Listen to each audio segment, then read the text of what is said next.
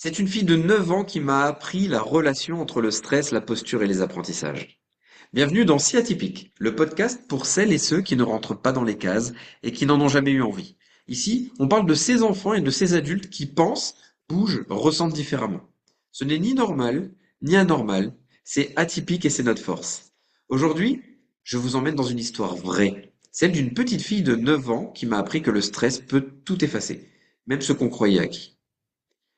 C'était un de mes premiers cas de terrain, un des premiers enfants que je suivais. Je suivais cette petite fille depuis plusieurs mois. Sa maman m'avait contacté après avoir fait un accompagnement un peu plus tôt avec son grand frère. À l'époque, elle avait 9 ans quand je l'ai eu en suivi. Les progrès étaient nets. Meilleure écriture, meilleure posture, plus d'attention à l'école, moins de maladresse, un corps plus coordonné. Mais fin septembre, après les vacances d'été, il y a eu un effondrement. Tout était parti. La coordination, le soin, le calme, tout ce qu'on avait construit semblait effacé. Alors j'ai demandé à la maman, qu'est-ce qui s'est passé? Est-ce qu'il y a eu quelque chose? Et elle m'a répondu que oui, ben en effet, à la rentrée scolaire, elle avait changé de maîtresse. Elle était beaucoup plus stricte. Et finalement, des propres paroles de sa fille, elle avait vécu ça comme un mini traumatisme. Alors j'étais habitué à voir le stress chez les sportifs. Je savais qu'ils pouvaient court-circuiter les automatismes moteurs. Je m'étais d'ailleurs formé en préparation mentale, en sophrologie, en hypnose pour ces raisons. Mais chez une petite fille de 9 ans, de manière aussi soudaine et aussi complète, ben, c'était une première. Et c'est ce cas-là qui m'a poussé à creuser le rôle du stress sur le corps. Aujourd'hui, on sait que le stress, il active certaines structures clés. L'amygdale, l'hypothalamus, les noyaux du tronc cérébral, et notamment le système vestibulaire, qui se situe dans l'oreille interne. Il y a une étude qui s'appelle Chapter 9, Stress and the Vestibular System, qui montre que le système vestibulaire est à la fois cible et modulateur du stress aigu et chronique. Autrement dit, quand l'enfant vit un événement stressant, comme un changement brutal à l'école, le stress, il perturbe les voies vestibulaires, ce qui altère son équilibre, sa coordination, son tonus et son ancrage.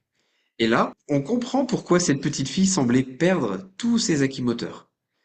Ce n'est pas qu'elle avait oublié, c'est que son système de stabilité interne s'était déréglé. J'ai compris qu'on ne pouvait pas dissocier l'émotionnel du moteur. Qu'un enfant stressé, ce n'est pas un enfant mal élevé ou désorganisé, c'est un enfant dont les systèmes nerveux sont surchargés. Depuis ce cas, ma première question au bilan, c'est qu'est-ce qui a changé dans son environnement? Quel a été le dernier grand stress ou bouleversement vécu? Est-ce que votre enfant dort bien? Est-ce qu'il est stressé? Parce que dans ces moments-là, le cerveau, il entre en mode survie. Et en mode survie, plus rien ne s'apprend. On se replie, on régresse et on se protège. Je n'ai pas recommencé avec des exercices complexes avec cette petite fille. Je suis revenu à la base sensorielle et vestibulaire. Faire des mouvements simples, faire de la respiration, des jeux d'équilibre très doux. En redonnant du rythme et de la sécurité à son corps, elle a pu retrouver de la sécurité mentale. Et l'écriture est revenue. Et la coordination aussi. Ce n'est pas qu'elle régressait finalement, c'est que son cerveau se repliait pour survivre à ce qu'elle ne comprenait pas encore. Alors si vous aussi vous avez l'impression que votre enfant il a tout oublié, demandez-vous s'il a tout oublié ou s'il a tout gelé. Je vous remercie pour cette écoute. Pensez à partager cet épisode s'il peut aider quelqu'un de votre entourage, quelqu'un en proie avec du stress ou des troubles de la motricité et des apprentissages.